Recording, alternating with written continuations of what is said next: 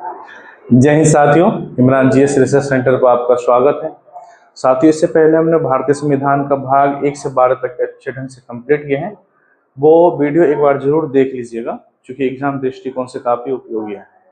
ठीक है ना। आज देखेंगे भारतीय संविधान का भाग 13।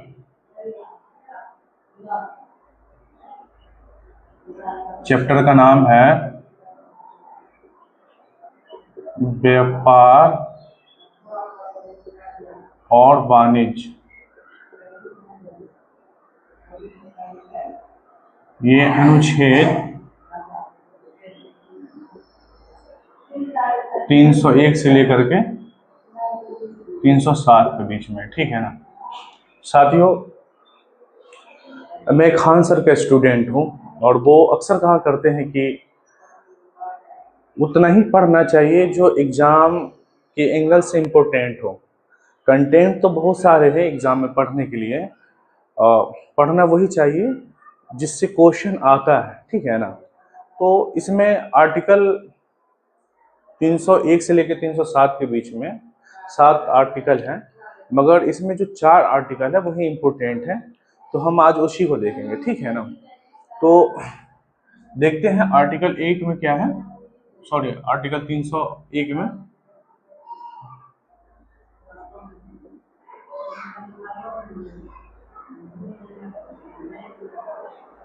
अनुच्छेद 301 में है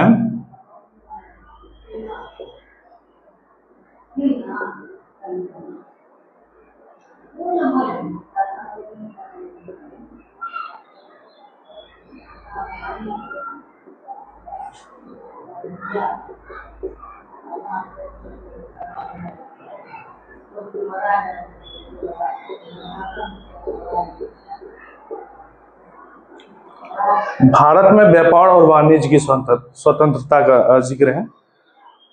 आर्टिकल 301 के तहत हम भारत में कहीं भी व्यापार कर सकते हैं, ये संविधान मुझे अधिकार देता है। ठीक है ना। आर्टिकल 302 में कहा गया है कि संसद को यह अधिकार है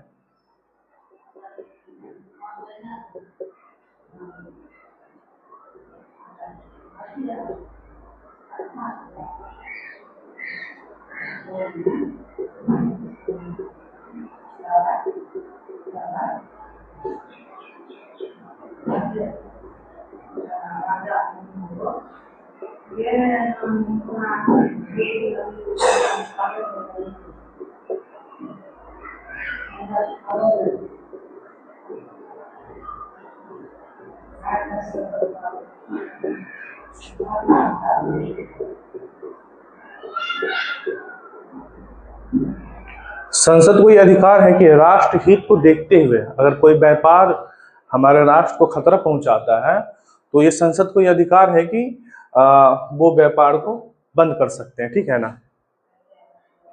रोक लगा सकते हैं। ठीक है। आर्टिकल 302 में ये प्रावधान है। ठीक है। आर्टिकल 303 में कहा गया है सुप्रीम कोर्ट और हाई कोर्ट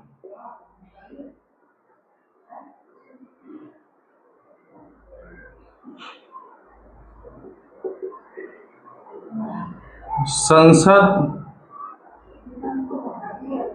और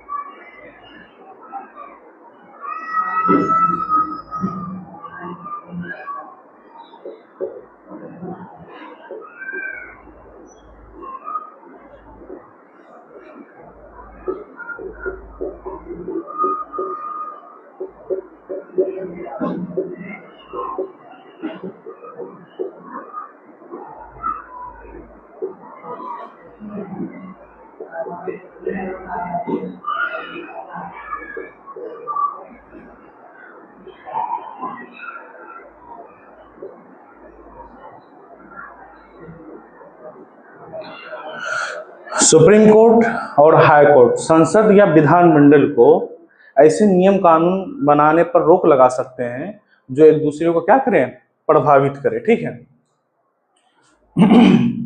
आर्टिकल 304 में कहा गया है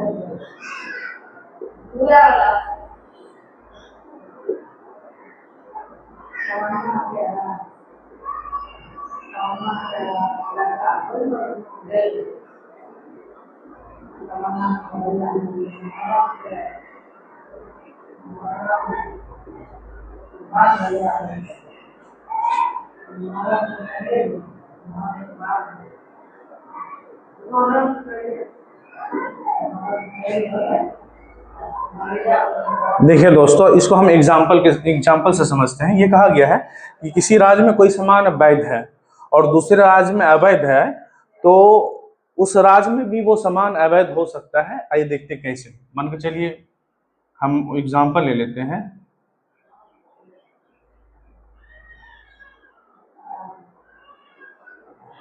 ये हमारा बिहार है, ठीक है ना, और यहाँ ये यूपी है, यहाँ ये झारखंड है, ठीक है ना, ये पश्चिम बंगाल हो गया। तो मान के चलिए यूपी में शराब क्या है, वैध है ना, लीगल है। बिहार में क्या है, अवैध है। झारखंड में क्या है, वैध है। पश्चिम बंगाल में क्या है, शराब वैध है।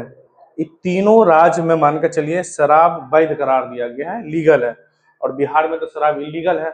आप देखते होंगे कि खबरों में बार बार आते रहता है कि बिहार यूपी बॉर्डर पे है ना, एक ट्रक 2 ट्रक है ना शराब जब्त किया गया। क्यों किया गया? क्योंकि बिहार में शराब क्या है, अवैध है, ठीक है ना। तो ये आर्टिकल 304 में इसकी प्रावधान है, ठीक है ना। दोस्तों, व्यापार और वाणिज्य जो भाग 13 है, ये टोटल 4 ही अनुच्छेद इम्पोर्टेंट है जो हम कवर कर लिए हैं। और ये देखते हैं अगला भाग कौन सा है, ठीक है।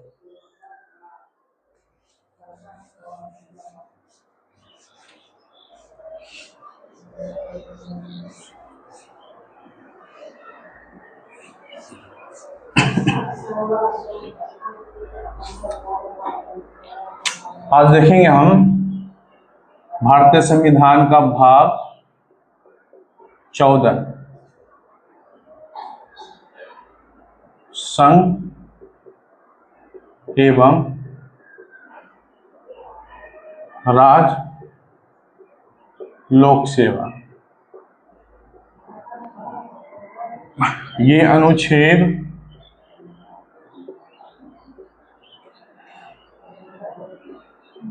308 से लेकर के 323 के बीच में, ठीक है ना। साथियों, वैसे तो कहा जाता है कि भारत में जो सिविल सेवा का जनक है, ये बहुत इंपॉर्टेंट लाइन है, याद रखिएगा।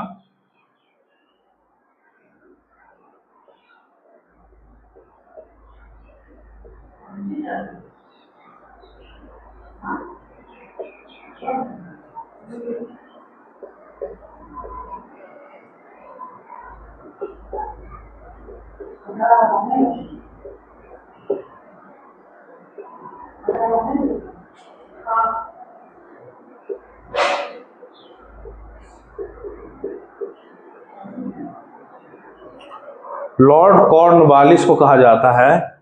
ये जब ये समझ जाइए कि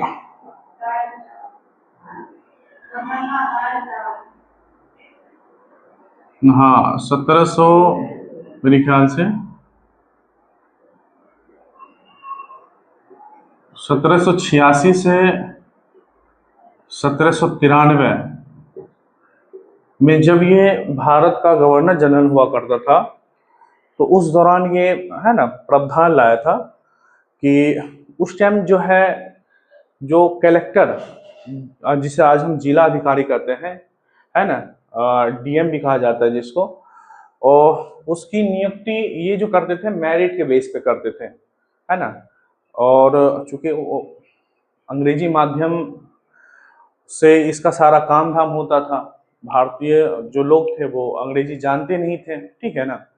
तो हर जगह जो कलेक्टर के पद पे जो सिलेक्शन करते थे वो लगभग अंग्रेजी हुआ करते थे, ठीक है ना। तो ये मेरिट के बेस पे करते थे, ठीक है। जो कलेक्टर है उनका जो सिलेक्शन है, ठीक है ना। और हम देखते हैं इसका जो भारत में जो सिविल सेवा है उसका विस्तार कैसे कैसे हुआ, क्योंकि एग्जाम में 2-3 पॉइंट है ना, ऐसा है कि इससे एग्जाम में क्वेश्चन पूछ लिया जाता है, ठीक है ना। तो दोस्तों होता क्या है, 1855 में, कब, 1855 में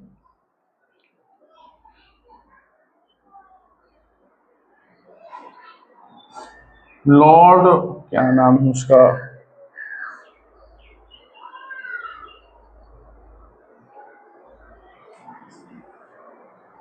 हाँ, 1855 में लॉर्ड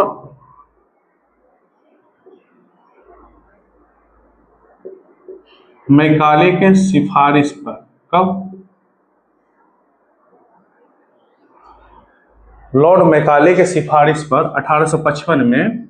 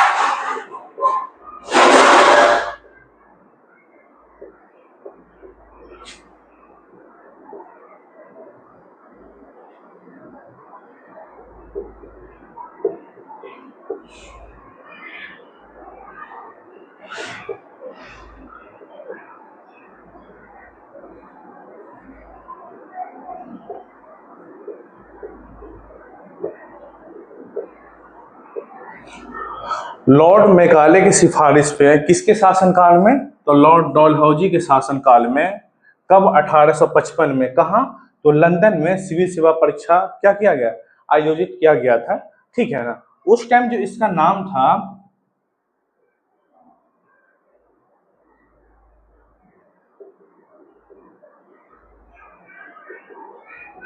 इंडियन सिविल सर्विस, इसका नाम था, ठीक है ना। उस टाइम क्या नाम था इसका, इंडियन सिविल सर्विस, ठीक है। तो ये पॉइंट याद रखेंगे क्योंकि एग्जाम में पूछ लिया जाता है, ठीक है ना। देखिए, इसी एग्जाम से, ये जो एग्जाम कंडक्ट कराया गया था उसके बाद से ही हमें इंडियन को क्या मिला, अपॉर्चुनिटी मिल गया था एग्जाम में प्रिपेयर कर बैठने का, ठीक है ना। तो उसकी इसके कुछ दिन बाद ही देखिए, फर्स्ट कब हुआ था, 1855 में, और मुझे लगता है कि 1864 में जो प्रथम जो आईएएस ऑफिसर जो बने थे, जो, क्या नाम है इनका, रविंद्रनाथ टैगोर को जो भाई है सत्येंद्र नाथ टैगोर, वो पहला जिला अधिकारी बने थे, ठीक है ना। आईएएस, प्रथम आईएएस अधिकारी पूछेंगे भारत में कौन है, तो सत्येंद्र नाथ टैगोर, जो रविंद्रनाथ टैगोर का भाई है, ठीक है। उसके बाद क्या होता है दोस्तों, आइए हम मिटा कर देखते हैं।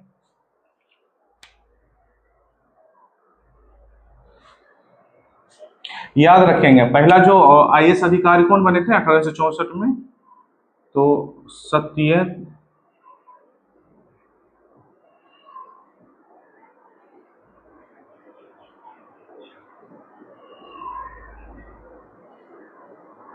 ठीक है।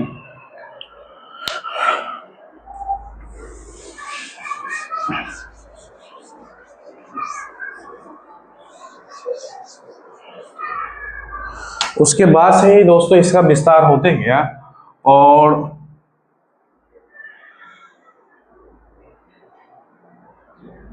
1919 अधिनियम के तहत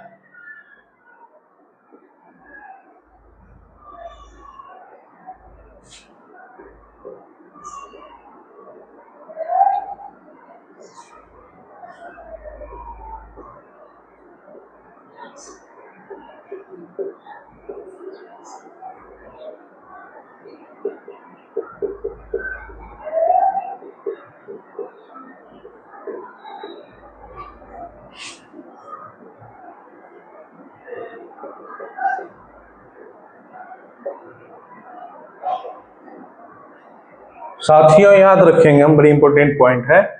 1919 अधिनियम के तहत भारत में जो है सिविल सेवा आयोग का गठन कब किया गया? 1926 ईस्वी में। और इसी दौरान भारत में जो पहली बार जो है भारत में पहली बार जो सिविल सेवा परीक्षा आयोजित किया गया था, ठीक है ना।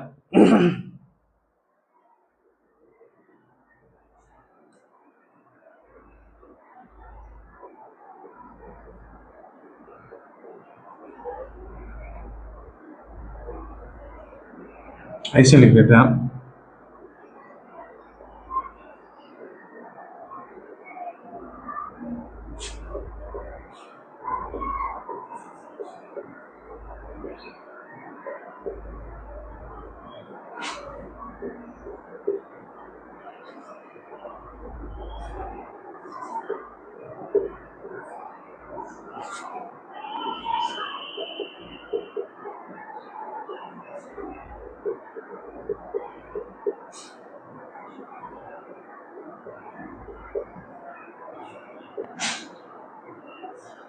उन्नीस सौ 22 में, ठीक है ना साथियों, पहली बार सिविल सेवा परीक्षा का आयोजित किया गया था 1922 में, ठीक है ना। तो कहाँ? इलाहाबाद में। कहाँ?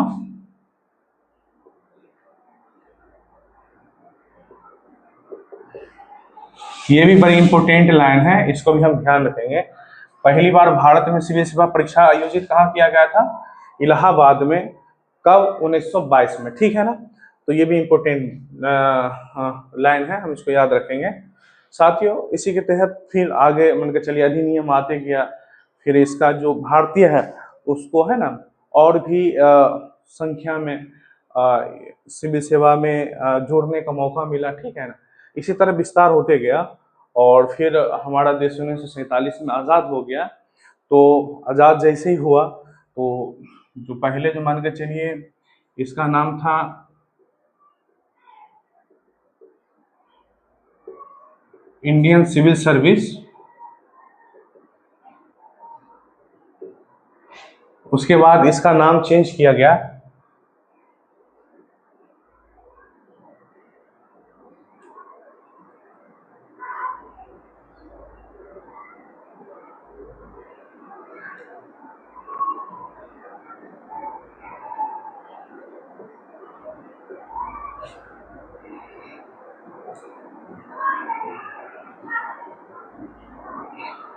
ठीक है ना। इंडियन सिविल सर्विस से कब इसका नाम चेंज किया गया? 1947 में। नाम क्या रखा गया?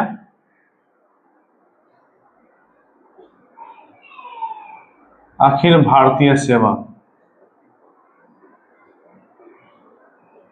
दोस्तों हम याद रखेंगे, ठीक है ना ये चीज। उसके बाद देखते हैं दोस्तों भारतीय संविधान के जो अनुच्छेद में है क्या क्या प्रावधान है यूपीएससी को लेकर के, बीपीएससी को लेकर के, हम आइए देखते हैं, ठीक है।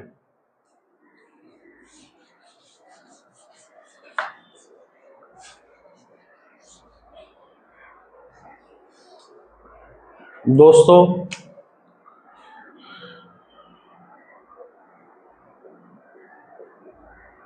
अनुच्छेद 311 में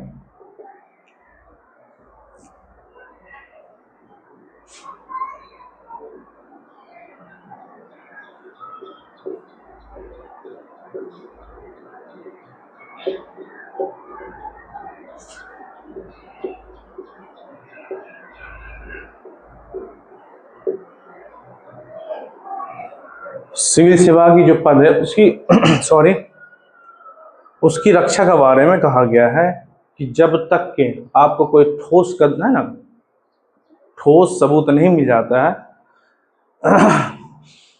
तब तक इसके ऊपर आप कोई भी कार्रवाई नहीं कर सकते। ठीक है, तो सिविल सेवा पद की रक्षा किस में है? 311 में। आइए दोस्तों 312 में क्या देखते हैं।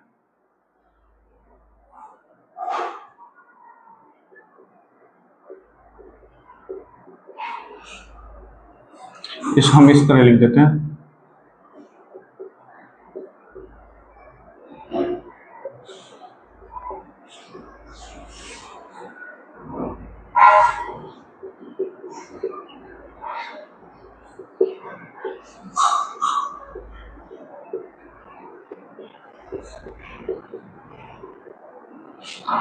अखिल भारतीय जो सेवा है उसका सृजन मतलब निर्माण उसका कौन कर सकता है? तो जो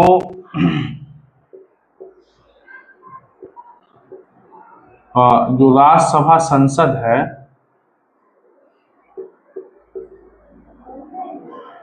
राज्यसभा संसद का ये अधिकार दिया गया है किसके साथ?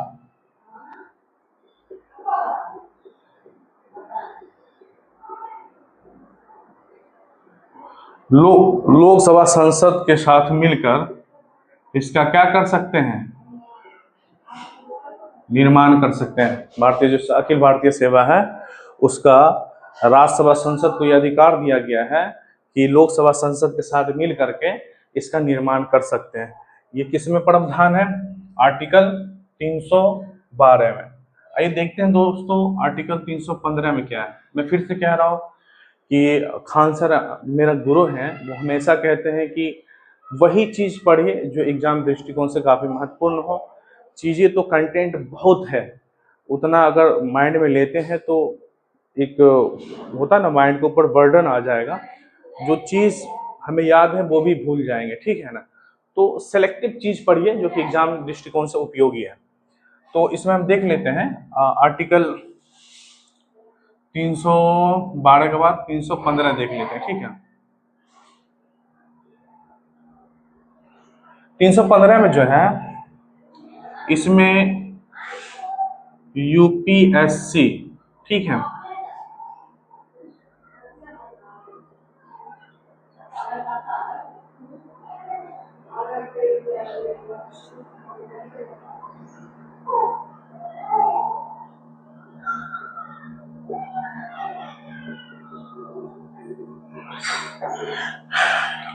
यूपीएससी और हम स्टेट में अपना बीपीएससी बिहारी का देख लेते हैं। ठीक है,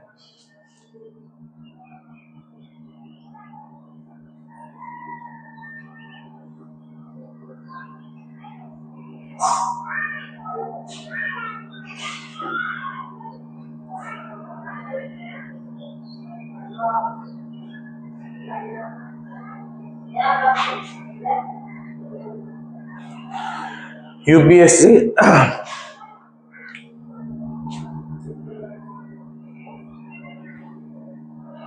और बीपीएससी के बारे में किसमें प्रावधान है?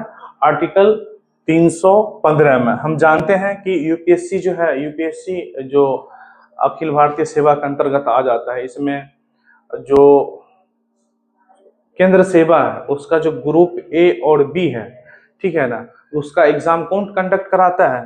तो यूपीएससी। ठीक है ना, यूनियन पब्लिक सर्विस कमीशन, संघ लोक सेवा आयोग जिसको हम कहते हैं। ठीक है ना, तो BPSC Bihar public service commission, इसमें जो है बिहार में जो भी अधिकारी है उसका एग्जाम कंडक्ट, उसका सिलेक्शन कौन करवाते हैं? तो बीपीएससी के द्वारा होता है। ठीक है, तो 315 अनुच्छेद 315 में इसका प्रावधान है। अनुच्छेद, आइए दोस्तों हम इसको मिठा के लिखते हैं। ठीक है, क्योंकि बोर्ड पे जगह कम बच जाता है इसको लेकर के।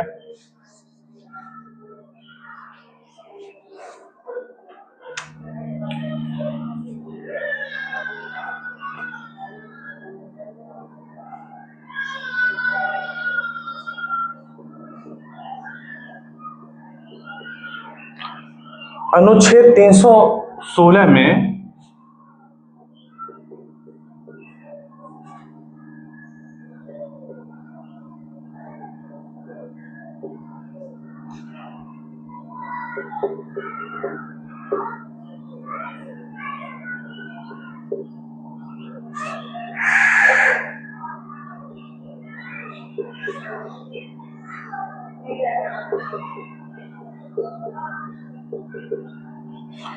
यूपीएससी अध्यक्ष और बीपीएससी के जो अध्यक्ष होते हैं उसके पद के बारे में चर्चा है, ठीक है। किसमें?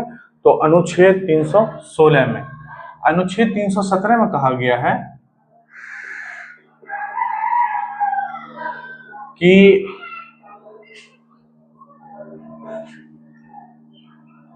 ये दोनों यूपीएससी अध्यक्ष और बीपीएससी अध्यक्ष को अगर हटाना हो तो किस तरह हटा सकते हैं, और उस 317 में इसी का प्रावधान है कि सुप्रीम कोर्ट के जो मुख्य न्यायाधीश है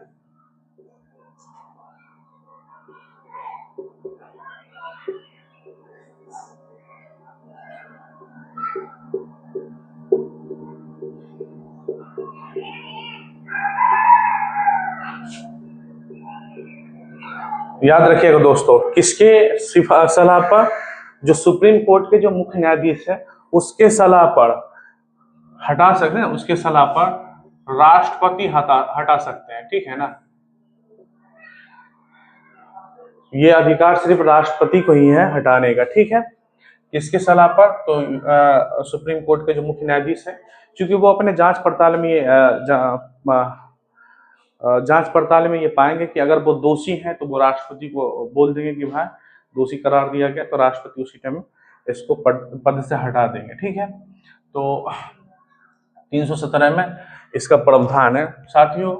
उसके बाद मान के चलिए कहा गया है कि जो इसका जो अध्यक्ष है, यूपीएससी का अध्यक्ष और इधर बीपीएससी का अध्यक्ष,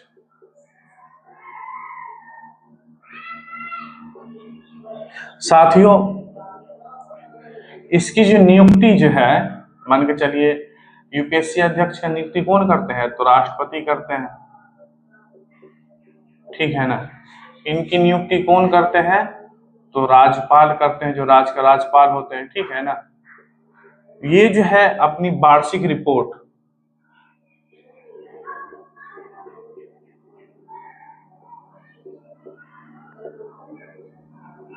ये अपना वार्षिक रिपोर्ट राष्ट्रपति को देते हैं, ये अपना वार्षिक रिपोर्ट राज्यपाल को देते हैं, ठीक है ना। इसकी वार्षिक है ना, जो बीपीएससी है उसकी वार्षिक रिपोर्ट की जांच कौन करते हैं भाई?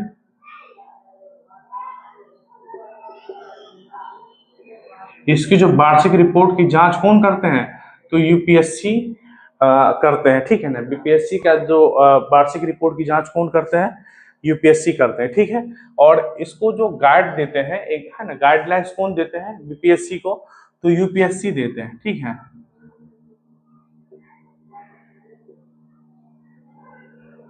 इसको गाइड कौन करते हैं? तो यूपीएससी करते हैं।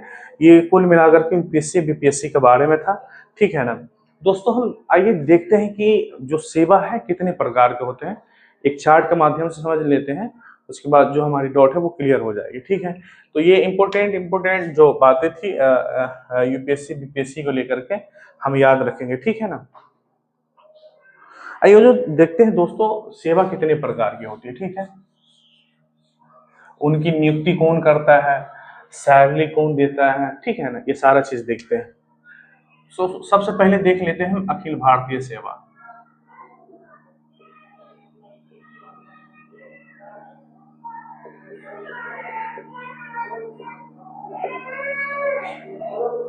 दूसरा में देख लेते हैं हम कि केंद्र सेवा। तीसरा देख लेते हैं हम राज्य सेवा, ठीक है। इसके दोस्तों आइए देखते हैं कि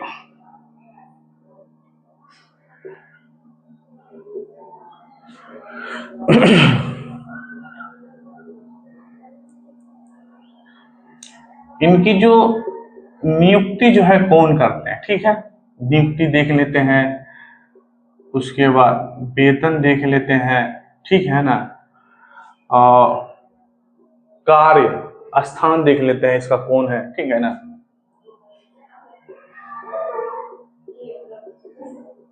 स्थान और कौन कौन सा इसमें पद आता है, ठीक है, ठीक है ना। देखिए, इनकी जो नियुक्ति है ये केंद्र सरकार के, इनकी नियुक्ति कौन करता है, केंद्र सरकार के अंदर आता है। वेतन कौन देते हैं, तो इनको केंद्र सरकार देते हैं भाई। यूपीएससी जो अधिकारी है, आईएएस, आईपीएस, आईएफएस, इनको पद कौन देते हैं, सॉरी वेतन कौन देते हैं, तो केंद्र सरकार देते हैं। ये कार्य स्थान कहाँ, तो पूरे भारत में कहीं पर भी कर सकते हैं, है ना, भारत में कहीं भी कर सकते हैं। पद में देखेंगे तो इसमें आता है आईएएस और आईपीएस, आईएफएस, ठीक है ना। इंडियन फॉरेस्ट सर्विस इसमें आईपीएस का फुल फॉर्म होता है। इसमें देख लेते हैं, इसका भी मान के चलिए नियुक्ति कौन करता है, केंद्र में, केंद्र सेवा का तो केंद्र सरकार करते हैं, ठीक है ना। वेतन कौन देते हैं, तो केंद्र सरकार देते हैं, ठीक है ना। कार्य स्थान को कहाँ पे है इसका, तो भारत में कहीं पे भी है। पद में कौन कौन सा आ जाएगा, कौन कौन सा जो विभाग है जो एग्जाम कंडक्ट कराता है, तो इसमें देख लीजिए आपको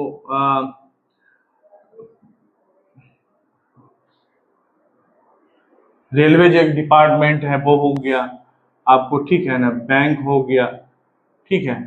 उसके बाद एसएससी हो गया, पीओ हो गया, ठीक है ना। ये सब एसएससी, सॉरी, ये सब एसएससी, रेलवे, बैंक, पीओ, ये सब किसके अंतर्गत आता है, तो केंद्र सेवा का अंतर्गत आता है, ठीक है ना। उसके बाद आते हैं राज्य में, ठीक है ना। राज्य सेवा में नियुक्ति कौन करता है, तो भाई राज्य सरकार इनका करता है, ठीक है ना। वेतन कौन देता है, तो राज्य सरकार देता है इनको, ठीक है। कार्य स्थान जो राज्य है, जिस राज्य का है वो इसी राज्य में होगा। इसमें आ जाता है, मानकर चलिए जैसे कि स्टेट पुलिस हो गया, है ना, स्टेट पुलिस हो गया आपका, ठीक है ना।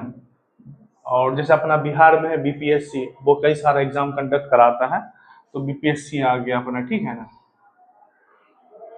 तो इस चार्ट के माध्यम से हम समझ गए दोस्तों कि बीपीएससी सिर्फ राज्य सरकार के अंतर्गत आता है, ठीक है ना। और एसएससी, रेलवे, बैंक, ये सब किसके अंतर्गत आता है, केंद्र सरकार के अंतर्गत आता है। एक चीज और देख लेते हैं दोस्तों, जो केंद्र सरकार में जो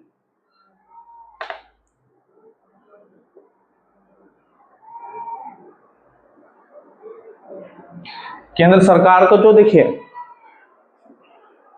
कोई भी काम का जो कोई भी है ना, मान के चलिए विभाग है, उसका पोस्ट होता है ना, ग्रुप होता है कि group A, group B, group C, group D, ठीक है ना। तो केंद्र सरकार का जो सेवा है, जो केंद्र सेवा है, उसमें हम देखेंगे कि केंद्र सेवा के जो ग्रुप है ना, समूह ए और बी, समूह ए और बी, ये यूपीएससी कंडक्ट कराता है। जो सबसे बड़े जो पोस्ट होता है उसके एग्जाम कौन कंडक्ट कराते हैं, तो यूपीएससी कराते हैं, ठीक है।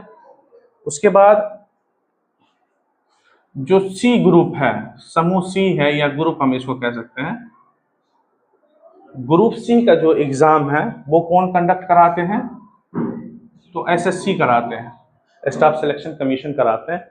इन दोनों देखते होंगे कि बहुत चर्चा में आजकल भाई, ऐसा ऐसा काम कर रहे हैं कि चर्चा में होना ही चाहिए, ठीक है ना। तो ग्रुप सी का एग्जाम कौन कंडक्ट कराता है, एसएससी, है ना, ये विभाग है। और जो ग्रुप डी है,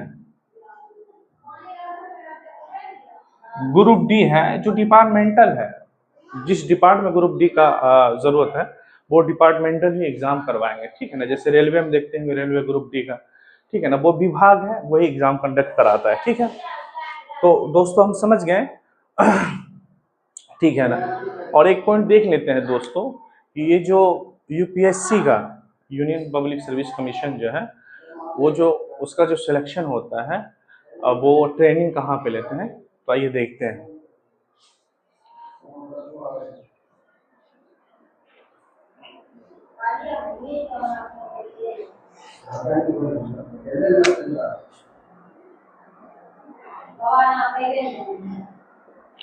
आईएएस का जो है इंडियन एडमिनिस्ट्रेशन सर्विस जो है, इसका जो ट्रेनिंग सेंटर है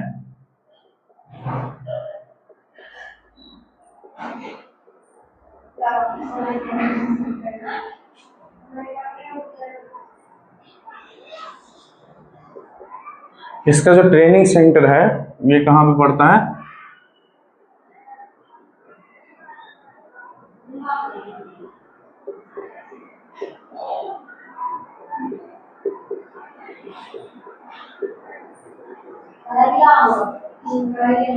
लाल बहादुर शास्त्री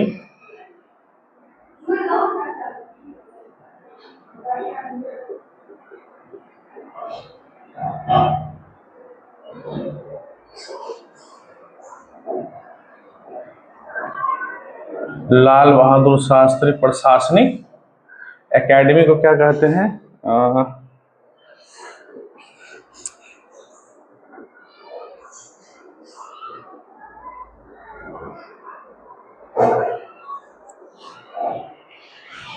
पता नहीं, भुला रहे हैं, ऐसे इसको शॉर्ट फॉर्म में लाल बहादुर शास्त्री, ठीक है ना, सॉरी यहाँ पे राष्ट्रीय भूल गया था, राष्ट्रीय प्रशासनिक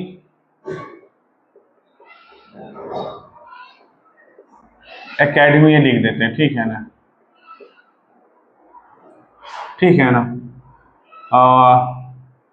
Lal Bahadur Shastri national administration academy, ठीक है, लवासना, ये कहाँ पड़ता है? तो मैसूर में। कहाँ है? तो भाई उत्तराखंड में, ठीक है ना।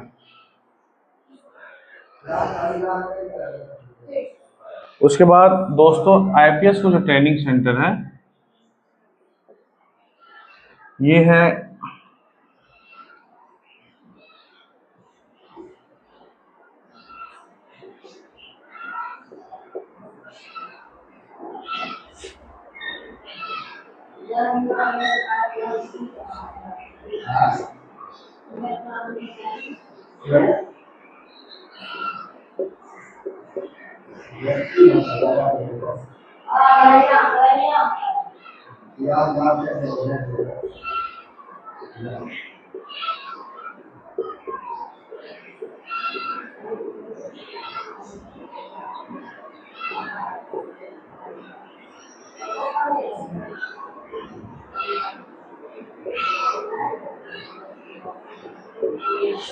हैदराबाद में, ठीक है ना। आईपीएस का ट्रेनिंग कहाँ होता है? तो हैदराबाद में। ट्रेनिंग सेंटर का नाम क्या है? सरदार वल्लभ भाई पटेल राष्ट्रीय पुलिस एकेडमी, ठीक है। देखिए यहाँ पे है राष्ट्रीय प्रशासनिक एकेडमी, ये राष्ट्रीय पुलिस एकेडमी, दोनों डिफरेंट होता है, ठीक है। जो आईएफएस होता है इंडियन फॉरेस्ट जो सर्विस है, इसको है ना, इसका जो देहरादून में इसकी ट्रेनिंग होती है, ठीक है। तो दोस्तों कुल मिलाकर के ये भारतीय संविधान का जो भाग 14 है उसके बारे में था। उम्मीद है कि वीडियो आपको पसंद आई होगी। अगर पसंद आया तो लाइक कमेंट जरूर करें और चैनल को सब्सक्राइब जरूर करें। जय हिंद।